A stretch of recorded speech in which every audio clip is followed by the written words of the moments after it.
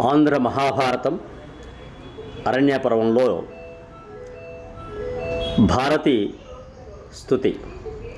అంబ నవంబుజ్వలకరాంబుజ శారద చంద్ర చంద్రికాడంబర చారుమూర్తి ప్రకటస్ఫుటభూషణ రత్నరోచిరాచుంబిత దిగ్విభాగ శృతిసూక్త వివిక్త నిజ ప్రభావ భావంబర వీథి విశ్రుత విహారి ననున్ కృపచూడు భారతీ.